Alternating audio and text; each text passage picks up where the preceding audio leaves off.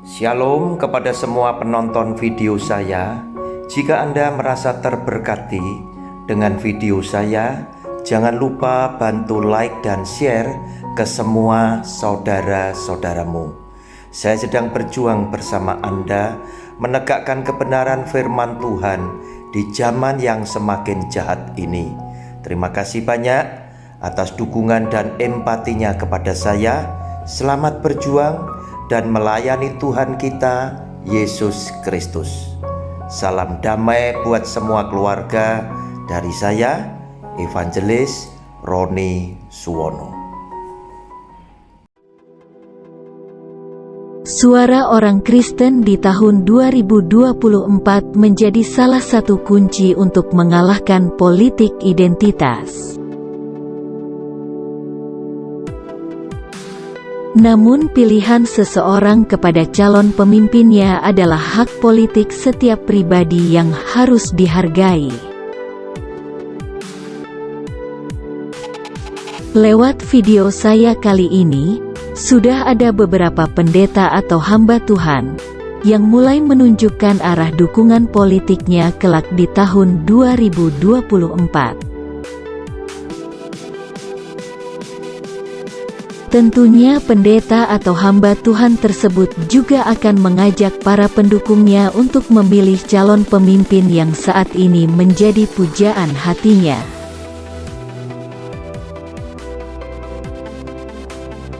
Dan untuk meyakinkan pendukungnya, tidak segan-segan para pendeta atau hamba Tuhan tersebut akan berbicara mengatasnamakan, "Ini pesan dari Tuhan." Oh my God! Wow! Damn! Selamat menyaksikan dan menyimpulkan.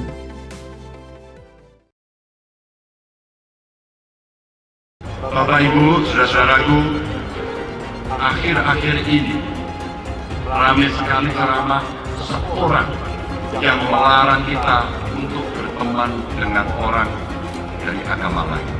Sudah 77 tahun negara Kesatuan Republik Indonesia merdeka. Bisa-bisanya masih ada ungkapan yang keluar seperti ini. Saya ingatkan, jangan ada lagi politik identitas. Jangan ada lagi politisasi agama. Penjajahan di depan mata itu di Jakarta. Kita semua pribumi ditindas, kini saatnya kita menjadi tuan rumah di negeri sendiri.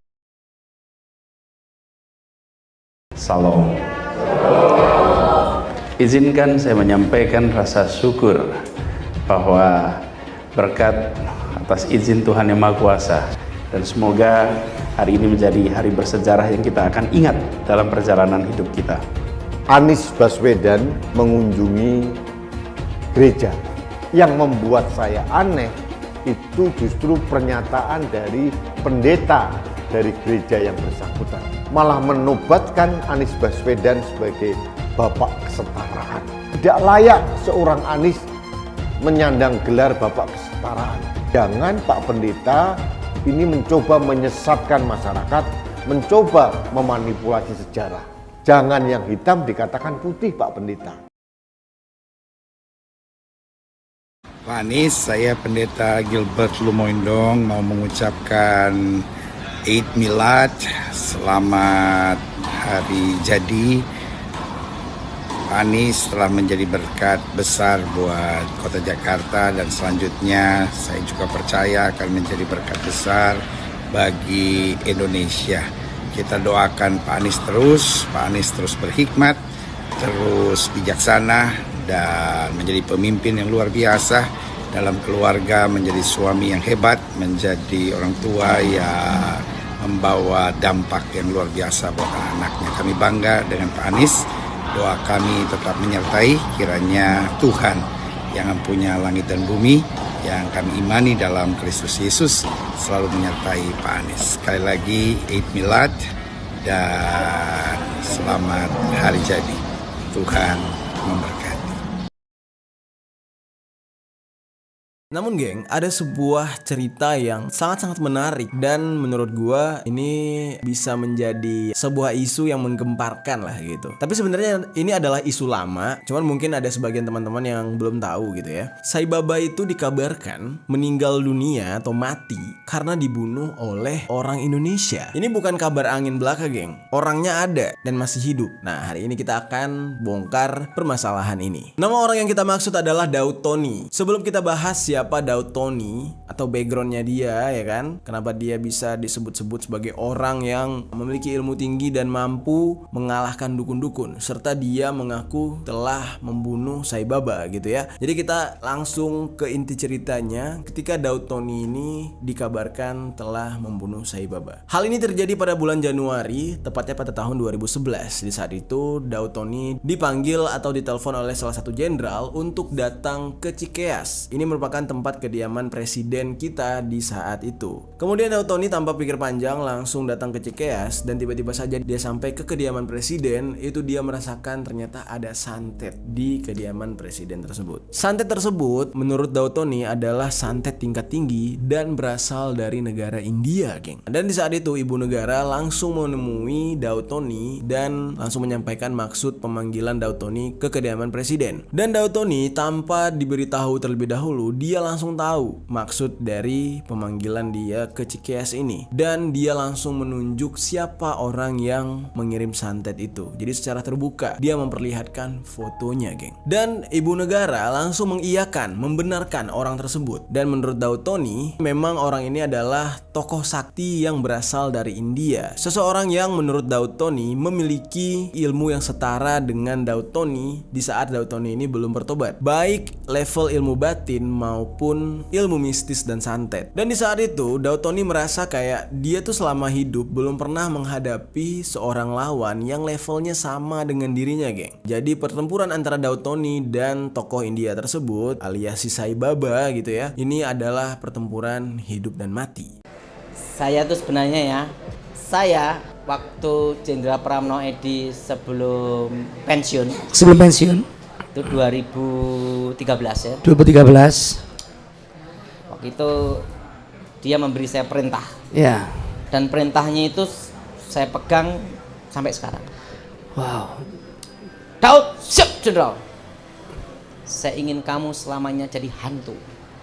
Jadi hantu dalam arti khusus ya. Hantu, di mana hantu lawan maupun kawan kamu. Yaitu pasukan siluman. Oh, ya. Siap petunjuk Jenderal. Seumur hidup kamu tidak boleh punya akun. Nggak boleh ambil akun sosial. Tidak boleh di Facebook ataupun Instagram. Tentang kamu di media sosial adalah siluman dan gelap. Dan selama-lamanya kamu jadi hantu. Jadi hantu. Hantu untuk lawan maupun kawan kamu. Yes. Dan ingat, setelah ini kamu harus bersumpah. Waktu itu saya disumpah. Disumpah ya. Bahwa saya tidak boleh menggunakan kemampuan saya, yaitu membunuh tanpa jejak. Dan tidak boleh melatih maupun mengajarkan. Baik orang lain, baik keluarga. Selesai sampai di kamu aja. Siap Jenderal. Untuk apa Jenderal? Keamanan nasional. Wah, berarti kalau Bapak ngajarin orang? Tidak boleh. Nggak bisa nih Pak ngajarin orang? Tidak boleh. Berarti Bapak bisa mencetak orang hebat melebihi Pak Daud Tony dong Pak? Karena yang dikhawatirkan dalam diri saya adalah saya kan ahli penyetop jantung. Ahli penyetop jantung. Dan semua lawan saya mati serangan jantung. Mati serangan jantung. Wah. Dan itu target selesai jantung semua dan tanpa jejak. Tanpa jejak. Nah, makanya saya disumpah di 2013. 2013. Karena waktu itu beliau jadi kasat. Jadi kasat ya Pak. Jadi sebelum pensiun beliau sumpah saya dulu. Dan itu kan bicara dia sebagai jenderal. Jenderal. Karena saya lihat kemampuan kamu, kalau sampai disalahgunakan bisa berbahaya untuk keamanan negara. Nah setelah itu, karena selama 10 tahun saya lihat kamu tugas, semua selesai. Tanpa jejak. Tanpa ampun, tanpa jejak. Nah setelah itu saya disumpah sebelum beliau pensiun itu di rumah dinas. Di rumah dinas. Di rumah dinas, sumpah bahwa saya tidak boleh mengajarkan, melatih, menggunakan teknik membunuh tanpa jejak. Membunuh tanpa jejak. Wow. Ya, Jenderal Wibowo kena, saya tanya, Jenderal, kenapa saya harus disumpah? Saya baba aja yang di India selesai, apalagi hanya di Indonesia.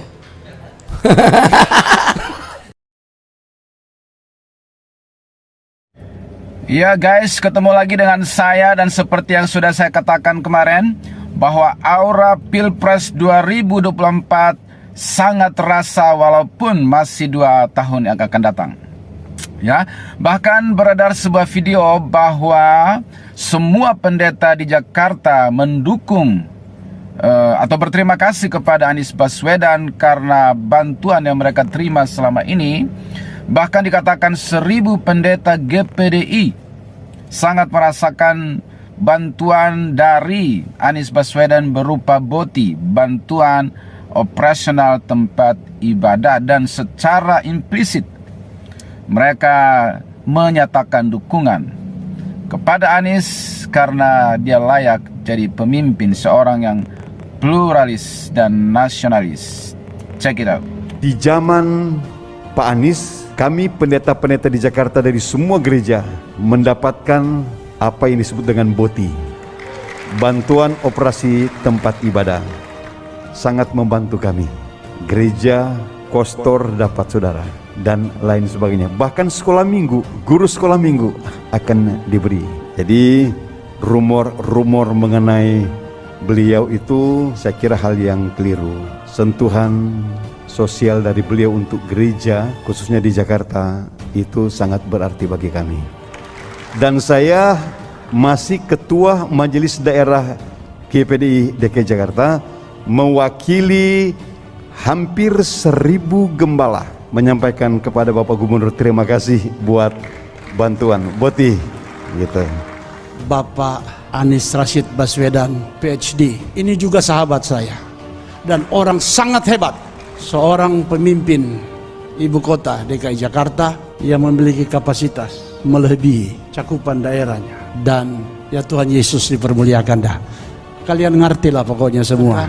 Saudara boleh lihat berita-berita yang saudara dengar dan nonton apa semua itu seperti disampaikan tadi keliru. Beliau sangat nasionalis. Atau saya mimpi bagaimana Pak Gub untuk BOTI ini bisa jadi nasional Pak Gub, karena terbukti baru Bapak Gubernur sekarang yang dengan berani mengambil keputusan, Wali Kota Jakarta Timur. Dia bilang ketika Pak Gubernur pertama kali memimpin, beliau panggil Kepala Biro Dokumental bertanya, bagaimana fasilitas-fasilitas untuk gereja-gereja? Harus disamakan semua. Satu terima, satu yang lain terima. Membuktikan bahwa beliau memegang komitmen dan seorang yang sangat pluralis dan menjaga kerukunan umat beragama. Berita-berita miring yang selama ini mengatakan bahwa Bapak Anies Baswedan itu hanya milik Muslim, padahal sebenarnya tidak, karena Bapak Anies Baswedan adalah orang yang sangat nasionalis dan merangkul semua umat. Kalau boleh kita bertanya, masih adakah orang yang menolong orang tanpa membedakan profesi, suku dan daerah, agama maupun status sosial lainnya? Maka jawabannya adalah Bapak Anies Baswedan lah orangnya. Oleh sebab itu, saya juga berharap dan mendoakan agar Bapak Anies bisa memimpin Indonesia ini sebagai Presiden Republik Indonesia. Dukungan terhadap Anies bahkan secara real datang dari sejumlah pendeta. Beberapa bulan yang lalu misalnya beredar video di media sosial berisi pengakuan sejumlah pendeta yang seakan menepis anggapan bahwa Anies intoleran.